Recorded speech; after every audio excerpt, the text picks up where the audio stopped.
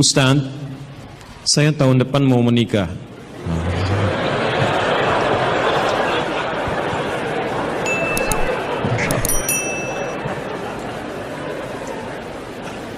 Selalu ada begini. Dengan seorang akhwat. Pasti seorang akhwat, gak mungkin ikhwan. Gak mungkin. Kalau seorang ikhwan ada yang salah dari diri antum ya. Baik, Quran surah ke-49 ayat 13. Ya ayyuhan nasu inna khalaqnakum min dzakarin wa untha. Hei manusia, kami ciptakan kalian pasangannya laki-laki dengan perempuan. Ya, laki-laki disebut dengan ikhwan, perempuan disebut dengan akhwat. Jadi kalau antum ikhwat pasti pasangannya akhwat ya. Allah menciptakan Adam dengan Hawa, bukan Adam dengan Adam, ya, ini beda. Baik. Orang tua sudah setuju, alhamdulillah.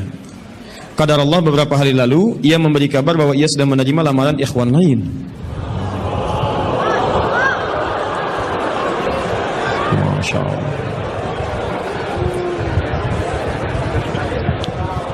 Baik, nasib. Padahal anak sudah sabar menunggu dia selama 4 tahun. Masya Allah. Baik, luar biasa. Kita sudah capek-capek hampir 2 jam mendapatkan cahaya, antum jadi meredup lagi. Masya Allah. Saya sabar menunggu dia selama 4 tahun tanpa komunikasi. Ini masalahnya. Beri saya nasihat Ustaz agar saya bisa melupakan dia, agar anak bisa fokus kembali. Allahu Akbar. Agar saya bisa fokus kembali menghafal Al-Quran dan hadis. Ini ujiannya.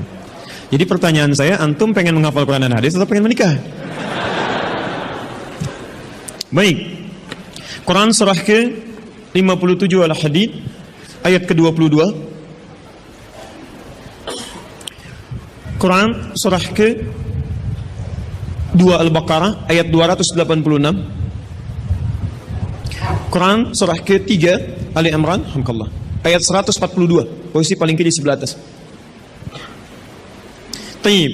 Saya mulai dari Quran surah Al-Hadid surah 57 ayat 22. Ma asaba min musibatin. Tidak pernah ditetapkan satu kejadian. Awas, hati-hati. Di bumi fil ardi wala fi anfusikum, atau menimpa dirimu, illa fi kitabin min qabli an nabraha, kecuali semua itu telah tertuliskan di dalam kitab sebelum semuanya nampak dalam kehidupan.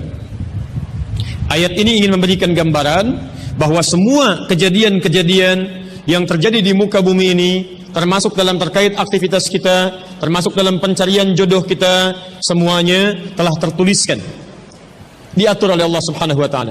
Singkatnya, semua ada dalam aturan Allah.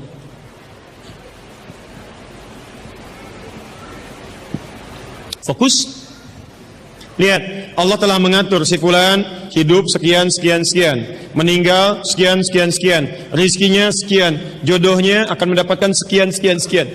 Sebagian tidak bisa diikhtiarkan seperti ajal nggak ada ikhtiarnya.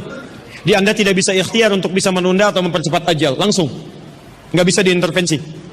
Sebagian ada yang harus diikhtiarkan, hukumnya sudah ada, cuman kita tidak tahu bagaimana dengan takdir yang telah Allah tetapkan. Maka untuk mendapatinya, maka ikhtiar kita untuk meraihnya. Maka ada sesuatu yang ditempuhnya dengan cara ikhtiar. Taib. Di antaranya ini jodoh. Masya Allah. Allah telah tetapkan jodoh kita, diatur oleh Allah. Ini yang terbaik untuk kehidupan kamu. Tapi Allah merahasiakan kepada kita siapa jodoh yang dimaksudkan. Maka kita berikhtiar, yang dengan ikhtiar itu ada pahala didapatkan. Saya ulang, ada pahala didapatkan, ada kenikmatan dalam mencarinya.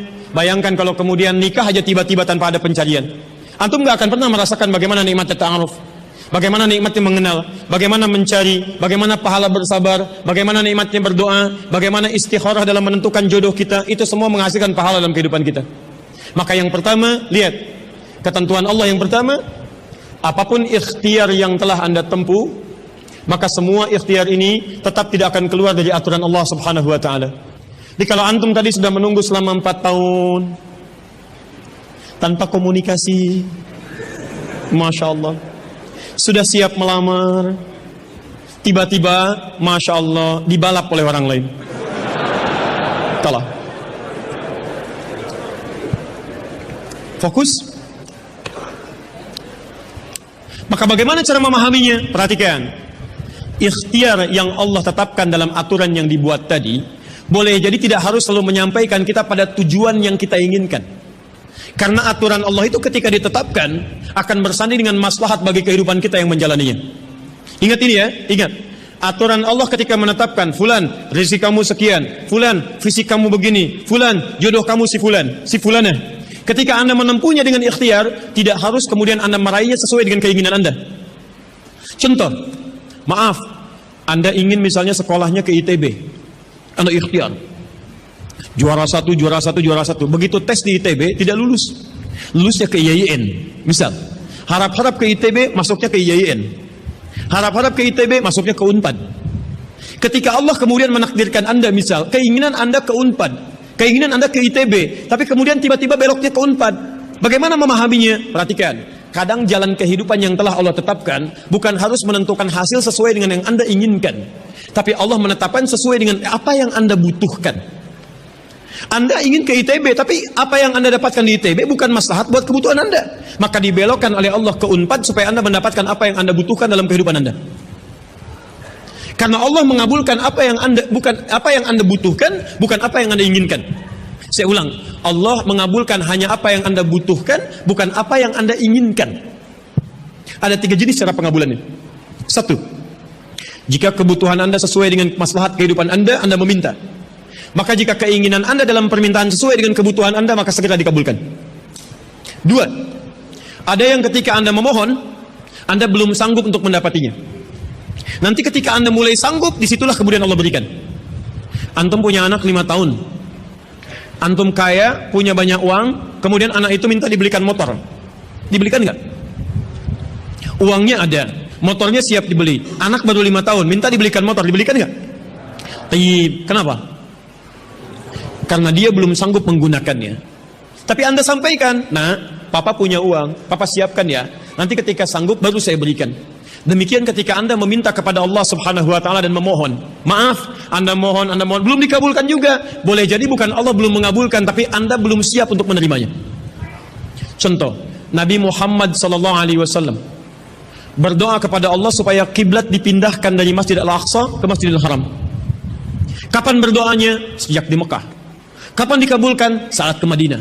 Kurang lebih 3 tahun baru dikabulkan. Quran surah kedua Al-Baqarah ayat 144, paling kiri sebelah bawah.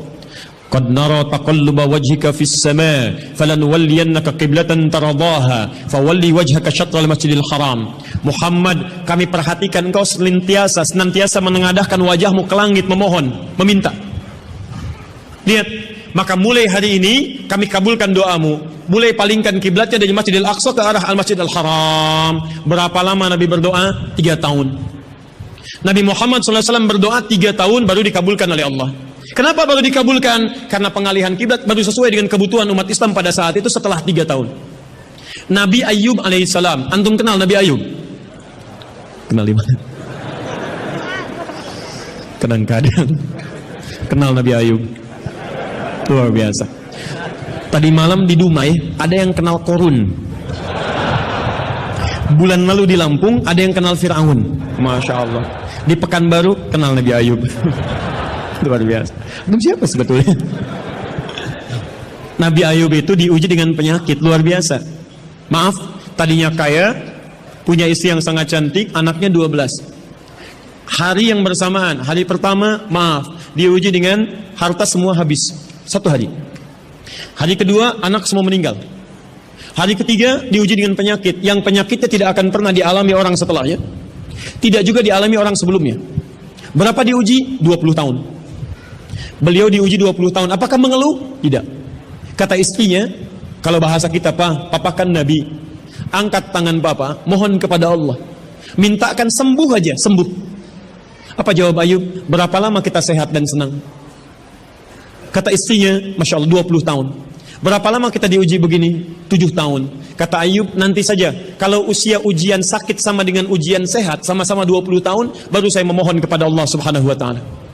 Anda bisa bayangkan, Nabi Ayub, Nabi, Rasul, dekat dengan Allah, jaminannya surga, surga tingkat tinggi, diberikan ujian 20 tahun, beliau bersabar dan tetap ibadah. Antum, Masya Allah, mahasiswa, baru semester 5, bukan nabi, bukan rasul, surga belum jelas, amalan masih berantakan, hisab masih menegangkan, surga belum ada jaminan, baru 4 tahun.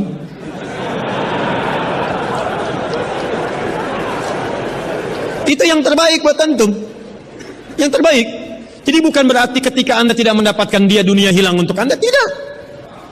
Banyak boleh jadi itu hanya titian ajaran dari Allah supaya Anda merasakan bagaimana nikmatnya ta'aruf, supaya Anda belajar bagaimana mencari yang lebih baik lagi. Lihat kalimatnya, Quran surah ke-24 ayat 26, at-tayyibatu lit-tayyibin wat-tayyibuna lit-tayyibat al-khabithatu lil-khabithin, sebelumnya wal khabithuna lil-khabithat. Yang baik akan ketemu yang baik lagi, yang kurang baik bertemu dengan yang kurang baik lagi. Menurut Anda dia yang terbaik untuk Anda, menurut Allah dia bukan yang terbaik untuk Anda. Yang untuk Anda ada yang lebih baik lagi. Anda mau menghafal Quran, Anda mau menghafal hadis, maka Allah akan kirimkan kepada Anda yang bisa menjaga Quran dan hadis Anda. Kalau dengan 4 tahun belum bisa menjadikan Anda mendapatkan yang terbaik, tunggu. Karena yang terbaik itu lebih daripada yang mulia akan mendapatkan masa yang cukup panjang. Al-Bukhari menulis hadis 16 tahun, kitabnya abadi. Orang menulis kitab 16 hari belum tentu abadi. Jadi ketika Anda diminta menunggu dalam masa yang cukup lama, sebetulnya bukan masanya yang ditunggu, tapi di balik penungguan itu bukankah di situ ada pahala? Tadi Anda katakan Anda rajin berdoa, bukankah di doa itu ada pahalanya? Anda rajin tahajud, Anda bersabar, Anda bermohon, Anda istighfar. Jadi yang diinginkan oleh Allah dalam penantian 4 tahun itu bukan Anda menikah dengan calon Anda sekarang, tapi Anda mendapatkan pahala yang berlimpah, dan dengan pahala itu Anda siapkan Quran Anda, hadis Anda untuk membimbing pasangan Anda berikutnya. Paham sampai sini? Baik, alhamdulillah. Jadi nggak usah kecewa ya, nggak usah kecewa. Baik, yang kedua, lihat kaidahnya supaya kita bisa sabar, ya, supaya bisa sabar. 2 Quran surah kedua ayat 286. La yukallifullahu nafsan illa, tidak mungkin Allah menguji seorang hamba kecuali dia sanggup untuk mengatasinya. Tidak mungkin Allah menguji seorang hamba kecuali dia sanggup untuk mengatasinya. Tolong baca kalimat ini dengan baik ya. Kalau Anda sedang punya masalah, seberat apapun itu, yakinkan kata Al-Quran, tidak mungkin masalah ini diujikan kepada Anda kecuali Anda sanggup. Jadi kalau Anda tidak sanggup, mustahil ujian ini dititipkan kepada Anda. Jadi kalau Anda sekarang bisa sedang punya ujian seberat apapun, itu tandanya cuman Anda yang sanggup, yang lain tidak sanggup. Makanya tidak diujikan kepada pemuda lain, cuman Anda, karena Anda yang sanggup menanggung bebannya. Orang lain mungkin sudah naik ke atas atap tuh, loncat, tidak. Anda tidak. Karena cuman Anda yang mampu, bukan orang lain. Ketika Anda mengatakan, ya Allah, kenapa mesti saya yang diuji? Kenapa mesti saya yang mengalami? Why me? Kata Allah, why not? Kenapa tidak? Cuman kamu yang mampu, kamu yang harus dapatkan pahalanya, yang lain tidak. Cuman Anda yang jadi pemuda yang kuat, yang lain belum tentu. Tapi nggak usah terlampau bangga, langsung pulang dari sini bikin status. Memang cuman saya yang mampu. Masya Allah, pekerjaan. Ya. Yang ketiga, tetap ikhtiar. Quran surah 49 ayat ke-13. Jadi jangan sampai, maaf, ya, peluang Anda tidak mendapatkan yang tadi Anda telah harapkan, menjadikan Anda putus dalam berikhtiar. Cari, masih banyak perempuan semuka bumi. Masa tidak ada yang cocok untuk Anda? Lihat, ya ayyuhan nasu inna khalaqnakum min dzakarin wa unsha wa untha wa ja'alnakum syu'uban wa qabail lita'arafu. Hei manusia, kami ciptakan engkau laki-laki, ada perempuan jodohmu. Dan kami pisahkan berbeda-beda daerah. Ya, lihat syu'ub, beda daerah, RT, RW, lurah, kecamatan, kabupaten, sampai sedunia. Kalau nggak ketemu di satu RT, cari satu RW ya, yang nanya tadi. Kalau tidak ada satu RW, cari satu kampung. Masa nggak ada yang ketemu? Boleh menikah dengan perempuan sekampung? Tidak. Masa sekampung mau dinikahi? Tidak. Batas paling maksimal 4. Sekampung tidak, pilih satu dari sekampung. Sekampung mau dinikahi, Masya Allah. Silahkan cari ya. Anda tadi masih kuliah kan? Silahkan cari, barangkali ketemu di kampus ya. Boleh menikah dengan seorang anak yang sedang kuliah? Tidak, sedang kuliah masa dinikahi. Pulang dulu dari situ ya. Pulang dari kampus, baik-baik di rumah baru nikah. Ini di kampus mau dinikahi ya. Cari, silakan. Nggak ketemu misalnya, mohon maaf ya, satu kecamatan, kabupaten. Nggak ketemu, beda provinsi. Anda orang Riau, mungkin jodoh Anda ada di Jawa. Cari, ta'aruf. Nggak ada di Jawa, ada di Sumatera. Nggak ada Sumatera, ada di Papua. Luas. Indonesia terbentang 5.200.000 kilometer persegi luasnya. Kata Ahmad Mansur Surya Negara, pakar sejarah, dalam bukunya Api Sejarah, halaman ke-19, paragraf yang kedua, baris 1 sampai 3, paling kanan sebelah atas. Luas Indonesia itu daratnya 2 juta kilometer persegi, lautnya 3 juta 200 ribu kilometer persegi. Daratan dan lautan, masya Allah 5 juta 200 ribu kilometer persegi. Masa nggak ketemu? Pulaunya 13.677 pulau. Itu belum termasuk Pulau Gadung dan Pulau Gebang. Ada semua. Nggak ada di Asia Tenggara, nggak ada Asia Tenggara di Asia, nggak ada Asia Amerika, nggak ada Amerika di Eropa, nggak ada Eropa di Afrika. Masa nggak ada yang cocok? Kalau tidak ada, mungkin antum ahli surga, karena itu pun jodoh antum pun bidadari surga. Masya Allah. Tapi sebelum ke surga, baiknya menikah dulu di dunia ya. Sebelum kiamat kurang 2 hari. Tuh, mic aja ada pilihan, masa antum tidak ada?